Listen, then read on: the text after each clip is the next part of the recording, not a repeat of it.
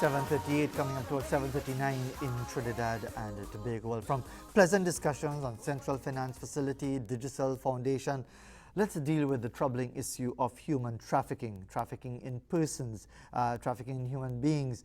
It's a serious crime. It is one of the fastest growing illicit industries in the world and brings in billions of dollars annually.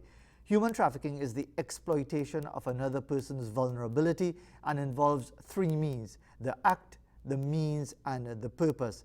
The Trinidad and Tobago Trafficking in Persons Act defines human trafficking as recruitment, transportation, transfer, harboring, or receipt of persons by means of the threat or use of force or other forms of coercion, abduction, fraud, deception, the abuse of power, the abuse of a position of vulnerability, or the giving or receiving of payments or benefits to achieve the consent of a person having control over another person for the purpose of exploitation. Well, as with any legal thing, it's a little long and so on, but the bottom line is exploitation. The bottom line is taking advantage of somebody to gain profit, for money and so on.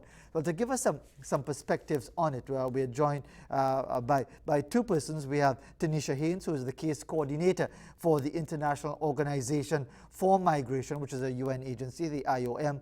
Also with us is Zeke Bihari, project officer with the IOM. So two colleagues joining us this morning. If I could start with Ms. Haynes, as we talk about the United Nations World Day Against Trafficking in Persons, which is coming up on Saturday, the 30th of July. Ms. Haynes, very good morning to you.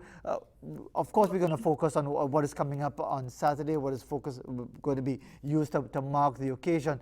But what is your perspective on this issue of human trafficking in Trinidad and Tobago? Good morning to you. Hi, good morning, Fazir, and good morning, everyone. Well, trafficking in Trinidad and Tobago, as we know, trafficking is a world phenomenon. It affects almost every country throughout the world. So it's not something new and only something impacted by Trinidad and Tobago.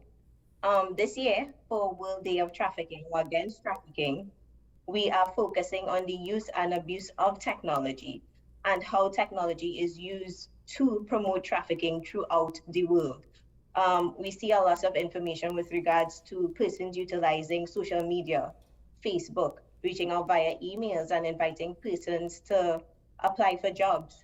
And then when it is they come or they pay for them to come to another country, that's when the exploitation takes place and they're held against their will.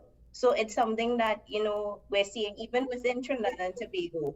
As IOM, we identify or we do screening as well for victims of trafficking. And it's definitely something that we're seeing or noticing occurring, the use of technology to gain or to lure persons into Trinidad and Tobago and then holding them against their will, and they're becoming victims of trafficking. Well, let's bring your colleague Zeke Bihari as project officer into the discussion. Mr. Bihari, good morning to you as well. And before we actually touch on what is going to be happening on Saturday with the event at Woodford Square, what is your own perspective on this? Because I understand Ms. Haynes' point, but my eyes just always kind of roll a bit when I hear, in reference to anything, well, it don't just happen here, it's happening everywhere. It's kind of like saying, well, everywhere else people just beat their wife. So if you beat your wife here, it's just another occurrence. I'm not trying to trivialize it, but I understand the context that Ms. Haynes is making. But when we talk about human trafficking in Trinidad and Tobago, what is your perspective, Mr. Bihari? And good morning to you as well. Hi, good morning, Fazir, as well as your listeners. But Fazir, while that is the case, I have to be cautious and also at the same time concur with my colleague that at some point in time, every country, whether it be at a destination, a transit, or a source country, human trafficking, you have to remember, takes place in different phases or at different steps. For Trinidad and Tobago, different reports, would have highlighted, the cases of it being a transit country or a destination country. And we've seen that, through, different media articles and the police enforcement efforts and so on. So it is one in which the government has been working on, as well as organizations like IOM has been working with them in respect of different policies as well as even supporting the victims when they are identified. And I suppose the more relevant question then is, are we seeing success? Because it's all well and good to read out the act and the chapter 12, 10 of paragraph 4, so subparagraph 85 and whatever. But the issue, Ms. Haynes, are we, well, maybe not winning the battle, but are you seeing the work being done to combat human trafficking at an effective level in Trinidad and Tobago, Ms. Haynes? Well, definitely, we're seeing steps towards getting to that stage in terms of being successful. We have established the counter-trafficking unit that would support with investigations, and they also currently support with victim care, which is really important. One of the key things in terms of any country moving towards combating or treating with trafficking has to be that they set or they have policies in place that would treat specifically with victim care and make sure that victims have access to certain rights. So once you're identified in Trinidad and Tobago, you can have access to documentation, you will have access to support, and this is done through, well, IOM partners with government agencies to ensure that victims have access to mental health and psychosocial support, which is counseling services, as well as shelter support, as well as food and stuff to meet their basic needs. We also focus heavily on empowerment. So trying to help the victims achieve or gather skills so they can become employable in Trinidad and Tobago is also something that we focus on. So definitely we're not there 100%, but we are taking small steps towards combating and reaching to that stage of being successful in terms of responding to trafficking. And I think to just to add, over the time, Trinidad and Tobago, the government of Trinidad and Tobago and IOM has shared a very strong relationship, and that is because there has been a recognition that there has been some identified deficiencies, and working along with IOM to fill those gaps. In fact, IOM is actually housed under the Ministry of National Security, and over the years we have worked alongside them on various technical assistance, providing capacity building initiatives, and like Tanisha would have said, even helping in setting up the counter-trafficking unit. So there are small wins, but we have to also remember that the criminals themselves also evolve. And so yes, sometimes we find ourselves in a situation where we ourselves have to play catch up, to say for a better word. But at the same time, there is recognition that we are working together and getting the small wins together. Absolutely, and I think that's an important acknowledgement, because it is an ongoing challenge, because some of those engaged in this, or the masterminds in these activities, are so-called respectable people at higher levels of society. And again, that is not just a local thing, that's an international thing as well. But Ms. Haynes, talking about the actual day itself, the UN World Day against trafficking in persons, it will be on Saturday, the 30th of July. There's an event, I believe, at Woodford Square. What can you tell us about what is going to be happening on Saturday? Well, definitely on Saturday, it's going to be a sensitization program where we're going to be promoting or providing information on trafficking itself. So we'd be there out speaking about it, having some partners who are going to be on the ground, speaking about their specific role in trafficking. So we're going to have the counter-trafficking unit, I believe IOM dependency. IOM would also have persons there supporting with just giving out general information and raising awareness on trafficking itself. So the rights of the victims, as well as how to identify certain key behaviors or attitudes that would give indicators of itself. So we're going to be out there sharing that information. So persons come by and we're free, and we're happy to give that information to the public.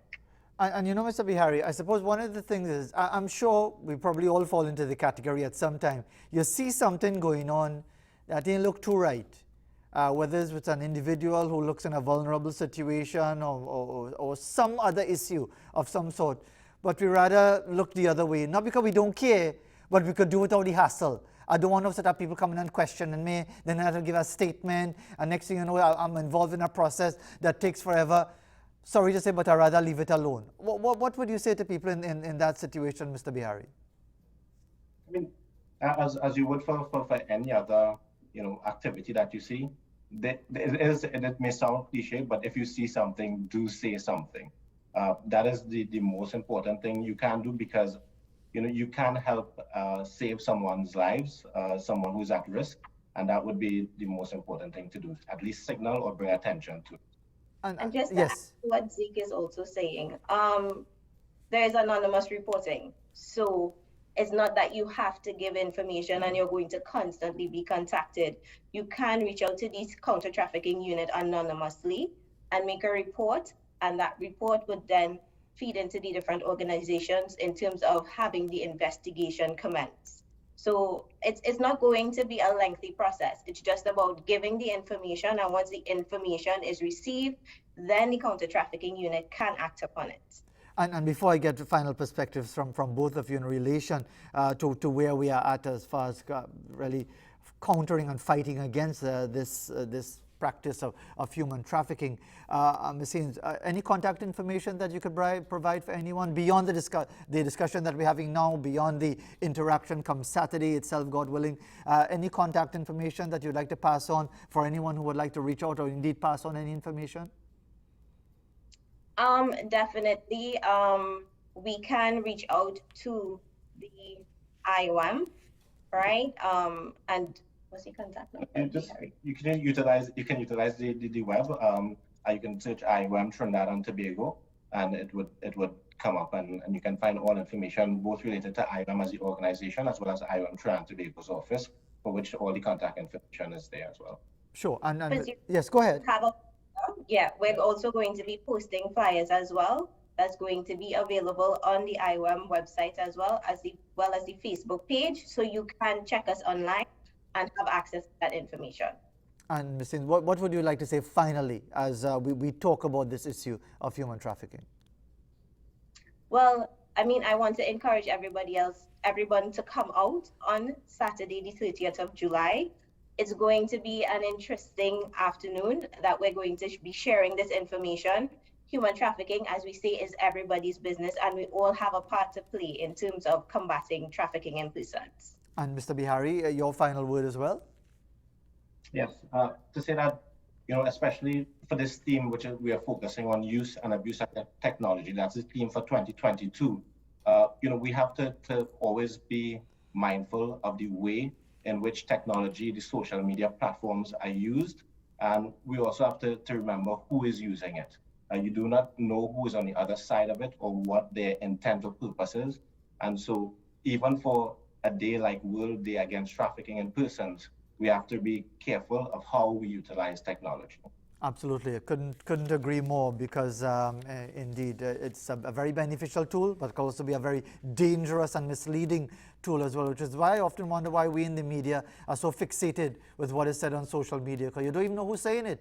Somebody could be pretending to be somebody else, but I don't know, we live in an age where we seem to be driven by everything on social media. Thanks very much, Ms. Haynes and Mr. Bihari, for taking the time to join us this morning. 7:52 in Trinidad and Tobago. As we go to the break, here's an image that is taken from the garden, taken by Sita Luton Singh in Princestown. It looks like a really good zabuka this morning. In fact, somebody just mentioned to me, Dougie the cameraman, the one who knows about Tiffin, because he's the one responsible for the collapse of Clico, of course, because no one else is responsible, saying we shouldn't show people showing their zabuka and mentioning where they're from, because all of a sudden the pipers will be descending on Princestown. But for what it's worth, it's a really nice zabuka. At 7:52, we'll be back after this.